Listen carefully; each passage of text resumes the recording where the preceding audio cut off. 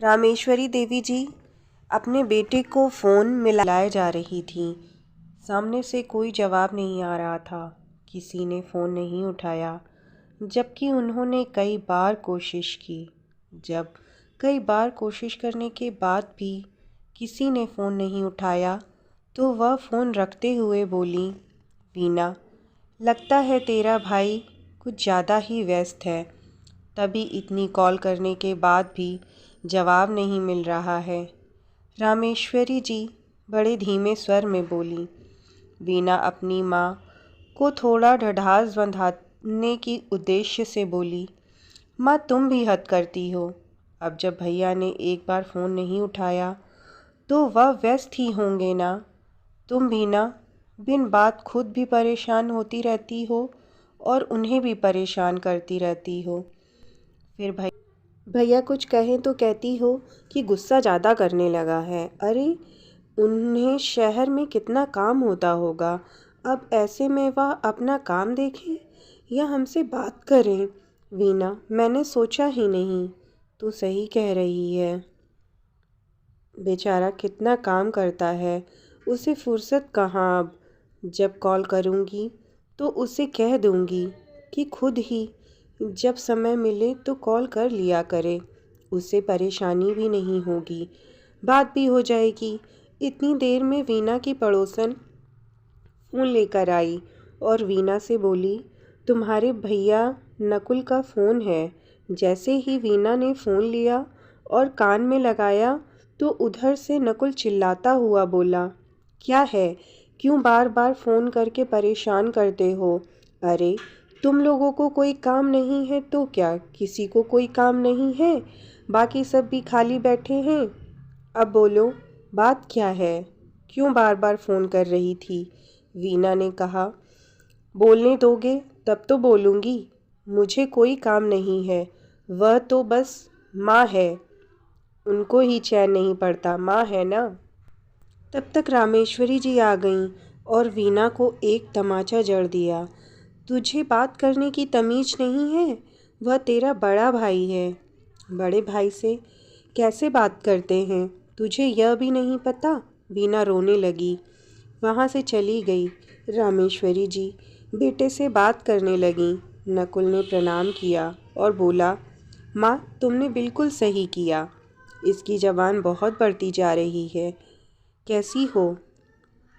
मुझे थोड़ा पैसे की ज़रूरत थी, अभी कुछ दिन पहले ही अपने ऑफिस का काम शुरू किया है और दिशा भी अचानक बीमार पड़ गई, इसलिए पैसों का हिसाब थोड़ा बिगड़ गया है। हो सके तो कुछ पैसों का इंतज़ाम कर दो। एक बार ऑफिस का काम पूरा हो जाएगा, उसके बाद वीना और आपको शहर बुला लूँगा, फिर सब साथ रहेंगे, इसलिए घर बनवा रहा हूँ। रामेश्वरी जी बोली, कोई बात नहीं, तुझे कितने पैसे चाहिए? मेरे पास घर के अलावा कुछ नहीं, वीना की शादी के लिए जो जेवर रखे थे वह भी तुझे ही दे दिए। तेरी सास की जब तबीयत खराब थी तो इलाज करने के लिए, और वीना की शादी भी तो करनी है। नकुल बोला, 10-20 हज़ार से काम नहीं चलेगा माँ, इस बार कम से कम 5 लाख होना चाहिए। रामेश्वरी जी बोली, इतनी बड़ी रकम का इंतज़ाम मैं कैसे करूँगी? नकुल बोला, जानता हूँ थोड़ा मुश्किल है, क्यों ना गांव के साहूकार से बात करके गांव का घर गिरवी रख दो, कम से कम 7 लाख तो मिल ही जाएंगे। इस पर रामेश्वरी जी ने साफ मना कर दिया और बोली, घर गिरवी रख देंगे तो हम माँ बेटी कहाँ रहेंगे? इस उम्र में मैं कहाँ भटकूंगी इधर उधर। नकुल बोला, माँ आपको फ़िक्र करने की कोई ज़रूरत नहीं, आपको मुझ पर भरोसा नहीं है क्या? तो रामेश्वरी जी बोली, नहीं बेटा ऐसी बात नहीं है, मुझे तुझ पर पूरा भरोसा है। तब रामेश्वरी जी ने अपने बेटे की बातों में आकर घर गिरवी रख दिया। उसे घर के बदले 8 लाख रुपए साहूकार ने दिए। वीना ने अपनी माँ को बार बार समझाया कि माँ बचा कुचा एक घर ही तो है, इसे भी गिरवी रख दोगी तो हम कहाँ जाएंगे। इस पर रामेश्वरी बोली, तू अपने भाई को इतना गलत क्यों समझती है। वह तेरा भाई है, वह पैसे क्यों नहीं देगा। तो वीना ने कहा कि भाई ने 5 लाख ही तो मांगे हैं, उन्हें 5 लाख देकर बाकी पैसे अपने खाते में जमा कर देना, उन्हें यह मत बताना। फिर पैसे लेकर दोनों माँ बेटी शहर के लिए निकल पड़ी। नकुल उन्हें स्टेशन पर लेने आया। उसने माँ के पैर छुए, माँ को प्रणाम किया। वीना ने भी औपचारिकता निभाई और भाई के पैर छूकर प्रणाम किया। फिर दोनों घर पहुँच गए। दिशा भी उन्हें देखकर मुस्कुराई और बोली, माँ बड़े दिनों बाद आई हैं, आती जाती रहा करिए। तो रामेश्वरी बोली, अब तो यहीं रहना है। क्यों नकुल, तूने दिशा बहू को बताया नहीं क्या। तो दिशा की मुस्कुराहट गायब सी हो गई। नकुल मुस्कुराते हुए बोला, हाँ माँ, बताया तो था कि माँ अभी पैसे लेकर आई हैं, अगली बार आएंगी तो यहीं रहेंगी। पैसों का नाम सुनकर दिशा के चेहरे पर मुस्कुराहट वापस आ गई। फिर दिशा ने चाय पानी का इंतज़ाम किया। नकुल थोड़ी देर बाद माँ के कमरे में गया और बोला, माँ पैसे दे दो, कुछ ज़रूरत का सामान लाना है। उसे लाकर बाकी के पैसे बैंक में जमा कर दूंगा, तुम भी पैसों से चिंता मुक्त हो जाओगी। तो रामेश्वरी जी ने वीना से पैसे लेकर नकुल को दे दिए। नकुल बोला, यह क्या माँ, बस 5 लाख, बाकी के 3 लाख कहाँ हैं। इस पर रामेश्वरी जी बोली कि बाकी के 3 लाख मैंने अपने पास रखे हैं वीना की शादी के लिए। यह बात सुनते ही नकुल को गुस्सा आ गया और बोला, मुझ पर भरोसा नहीं है क्या। मैं वीना की शादी बहुत धूमधाम से बहुत अच्छे से करूँगा। मुझ पर भरोसा नहीं है आपको, इसीलिए आपने बाकी के पैसे अपने पास रख लिए हैं ना। मुझको अपना नहीं समझती। दिशा बोली, जब यह हमें अपना समझते ही नहीं तो जाने दो ना। रामेश्वरी बोली, नहीं बहू, ऐसा नहीं है। और वीना से बाकी के 3 लाख रुपए लेकर नकुल को दे दिए। नकुल और दिशा पैसे लेकर बैंक चले गए। तो वीना रामेश्वरी जी से कहती है कि माँ, तुमने ऐसा क्यों किया। मैंने कहा था ना कि पैसे तुम अपने पास ही रखना, किसी को मत देना। अगर भैया ने वह पैसे वापस नहीं दिए तो हम फिर क्या करेंगे।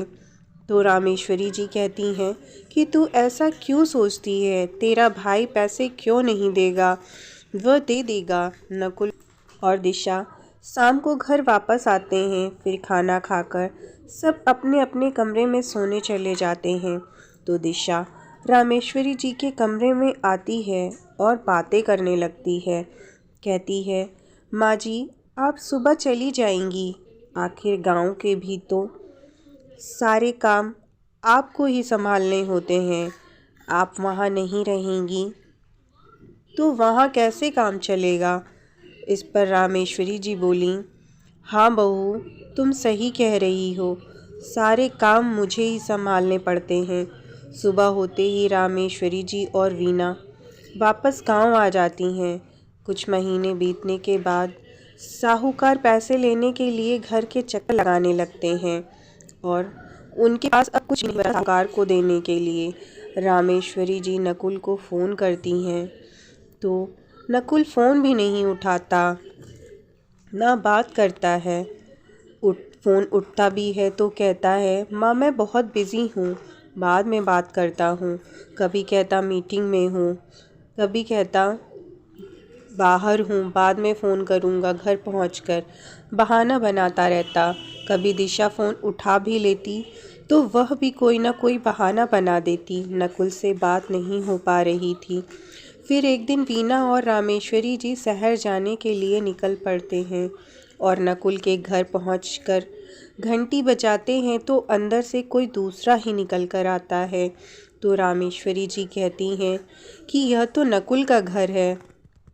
तो वह कहता है, यह घर वह बेचकर कहीं चले गए हैं। वीना और रामेश्वरी जी निराश हो जाती हैं। वह शहर में किसी को नहीं जानते थे। अब क्या करें, कहाँ जाएं, कुछ समझ में नहीं आ रहा था। तो वहीं बैठकर वह इंतज़ार करने लगते हैं। तब तक एक पार्सल वाला आता है तो उसे भी पता चलता है कि इस एड्रेस पर नकुल जी अब नहीं रहते। तो वह पार्सल पर पड़े नंबर पर फ़ोन करता है तो उसे नकुल का एड्रेस पता चलता है।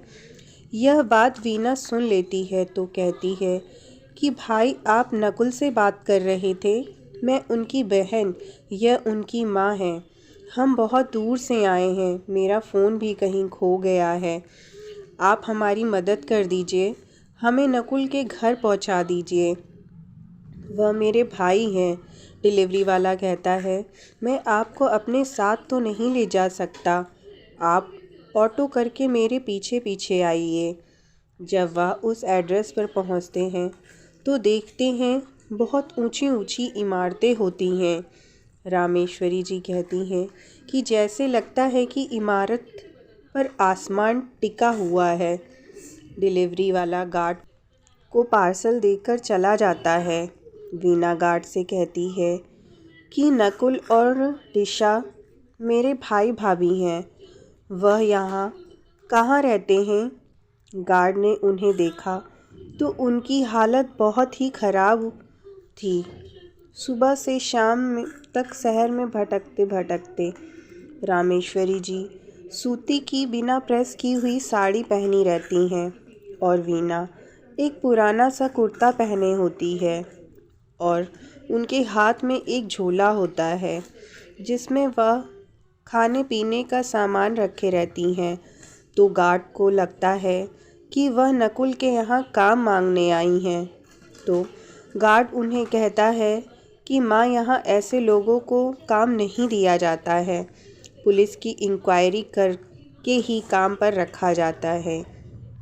गार्ड उसकी माँ से बहस करने लगता है तो वीना कहती है, आप मेरी माँ से ये कैसे बात कर रहे हैं? आप नकुल को बुलाइए, हमें उनसे मिलना है, या तो उनका फ्लैट नंबर दे दीजिए, हम जाकर मिल लेते हैं। तब तक रामेश्वरी जी देखते हैं दिशा और नकुल बाहर पार्क में टहल रहे होते हैं। तो रामेश्वरी जी दौड़कर अपने बेटे के पास जाती हैं और उसे गले लगाकर रोने लगती हैं। कहती हैं, बेटा तू कहाँ था? मैं तुझे ढूंढते ढूंढते परेशान हो गई थी। उनकी हालत बहुत ही ख़राब होती है। उनके साथ नकुल का दोस्त भी होता है। वह पूछता है कि यह कौन है जो तुम्हें बेटा कह रही है? तो नकुल कहता है, मुझे नहीं पता कौन है, कोई काम मांगने वाली लगता है, मैं नहीं जानता इनको। रामेश्वरी जी उसका ऐसा बर्ताव देखकर चौंक जाती हैं और कहती हैं कि बेटा, मैं तेरी माँ, मुझे नहीं पहचान रहा? वीना कहती है, जिस माँ ने तुम्हारे लिए इतना सब कुछ किया, तुम्हें कहाँ से कहाँ पहुँचा दिया, आज तुम उसे पहचानने से इनकार कर रहे हो? इसने तुमको जन्म दिया है, तुम ऐसा कैसे कर सकते हो उनके साथ? वीना पुलिस को फ़ोन कर देती है। थोड़ी देर बाद पुलिस आ जाती है तो वीना उनको सारी बात बता देती है। फिर पुलिस धोखाधड़ी के आरोप में नकुल और दिशा को अपने साथ ले जाती है। सभी लोग यह देखकर बहुत हैरान थे कि कोई ऐसा कैसे कर सकता है। नकुल और दिशा को बहुत बुरा भला कहते हैं कि ऐसा बेटा होने से तो अच्छा है बेटा ना ही हो।